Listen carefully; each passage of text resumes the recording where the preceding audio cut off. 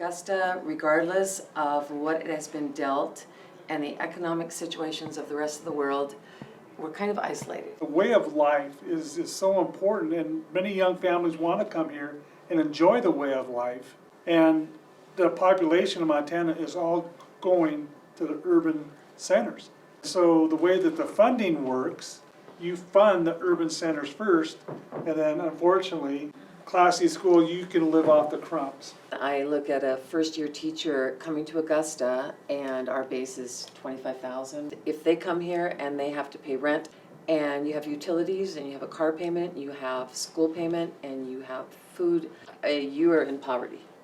Across the United States, there's an inadequate amount of housing, but it's particularly critical in small communities everywhere.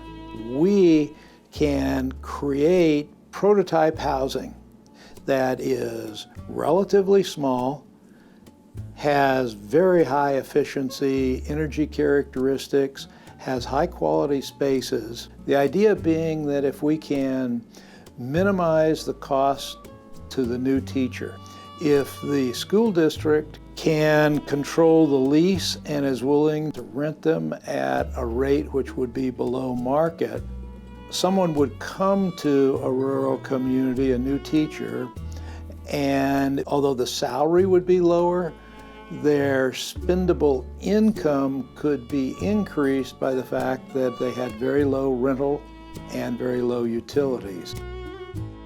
School of Architecture students benefit in several ways. One is they get to participate in the design of something that is real. So Rebecca Wolf was working with us throughout this entire time. She documented the size of the site that we had to work on. So the design process began with Ralph Johnson and I developing a prompt for students who were working on this design. And we provided them with basic program that we had developed by interviewing community members in Augusta and also future teachers in rural communities in the education department. I think the basic amenities, like Susie was saying, room for a washer dryer, a bedroom. The way you have that there, it's kind of like a little camper. Mm-hmm. The kitchenette and living room are all in one. I mean, like the real essentials are like a roof over our head, some water, and electricity, and Wi-Fi, and like it is one of those things that it's like in the top, like it was in my top 5. And of course, girls like their bathrooms, so you need good cabinet space. I'm sorry, you just do. And you need a washer and a dryer, you just do. And I don't think the living or the kitchen has to be huge, but it needs to be comfortable. I think that laundry, whether it be like, they don't have to be some huge fancy machine, but the availability to do laundry and not have to take it down to a laundromat somewhere or something like that. What I see among the young people that I know, younger couples, they're always coming out to Augusta to go hiking, to go fishing, to go backpacking. Assuming we're living in this fishing, hiking community, space to like keep a camper, tents, maybe like a drift boat gear, exactly. Yeah, so some of that stuff can get kind of big. We're not just thinking about keeping them while they get a few years experience and then they go on to California where it's higher pay or something. We're thinking of keeping them here and making them a part of our community and trying to bless them in that way. How can we do that? Yeah, I think it's really important to feel welcome in the community too, because I know sometimes that can be difficult for an outsider to kind of find a place within the community, mm-hmm. and especially as maybe younger teachers, that can be a bit more challenging. But seeing that the community is open to welcoming new people as well. We are one unit, and we really depend upon each other, and people in this town really support this school, and the school supports this town. It was a pretty quick turnaround. They worked for about a week on a little design charrette, which was just a great way to get out some ideas, a variety of ideas that we could then bring to the Augusta community and to the future teachers to get their feedback. I chose Morgan B, and one of the main things that drew me was the roof line, just knowing how much snow that Augusta gets. that it would be easy to come off and wouldn't pile up. I also really just liked the front of the house because it seems classic, and Augusta's not a booming modern town, so it seemed like this would fit in really well. I think the biggest thing was all of the windows is just a super important aspect of a home. So I picked Becca A. I really liked that she had the second bed of the loft up in, I think it was like kind of the center area of the house. I wish that on the garage, instead of just doing an above storage, she might have made it a little taller to make it a loft up above for the additional storage. So that would be my only main comment.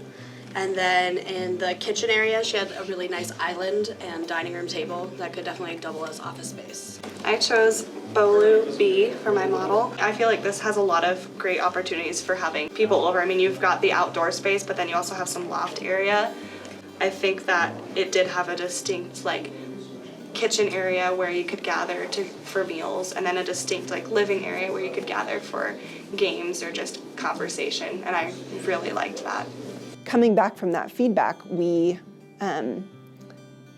got together in the School of Architecture and discussed buildability, because these are meant to be built in modules and transported to Augusta. It was pretty important that structurally they could be buildable. We chose one base 2-bedroom unit that would be easily buildable and kind of developed that unit to incorporate a bunch of the ideas from several different students that satisfied all the requests of the Augusta and future teachers. So we built a full-scale mock-up of the final designed unit based on all these student designs. Built it out of 4x8 sheets of cardboard and 2x2s. It's kind of a process to create that scale model, but it was a lot of fun. I hadn't done that before. The idea of the mock-up was to give people a sense of how the space would feel in real life, how light would enter, how big the space would feel to them, and to get feedback on that. We also built it in such a way that if we ran out of time, we could build the main living space only, and then start adding the bathrooms, and then start adding the bedrooms. And in the end, we were able to complete the whole thing miraculously. I think a lot of people were amazed that there was this huge cardboard house inside of the architecture building. So there was kind of this impressed quality of everyone who visited. I am stunned when we held the focus groups with the students and they started going on and on about their wish list. I thought to myself, this is impossible. They're asking for the moon, and I don't think that they realize that we're just on land.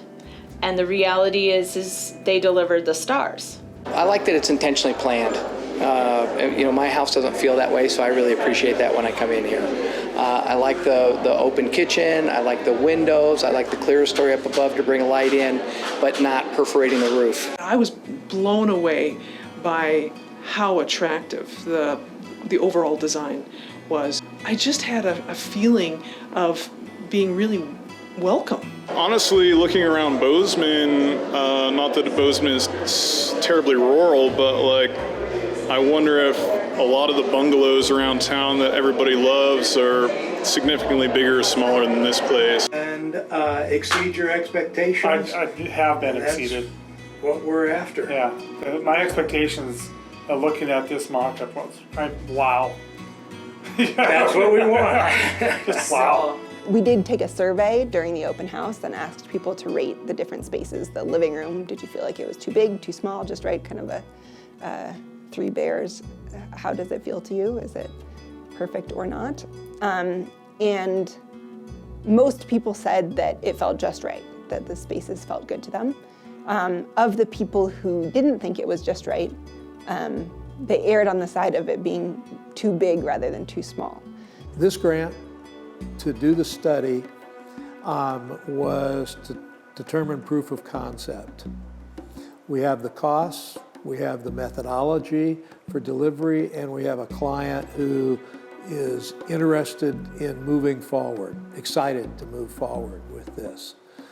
We'll apply for a full grant to fund the first housing unit, prototype unit.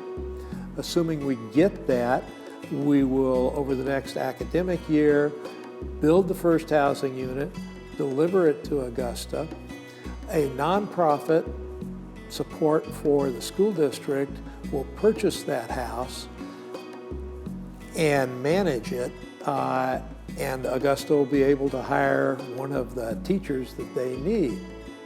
I think what's been interesting about what the School of Architecture has started is to provide a very localized solution to a very local problem.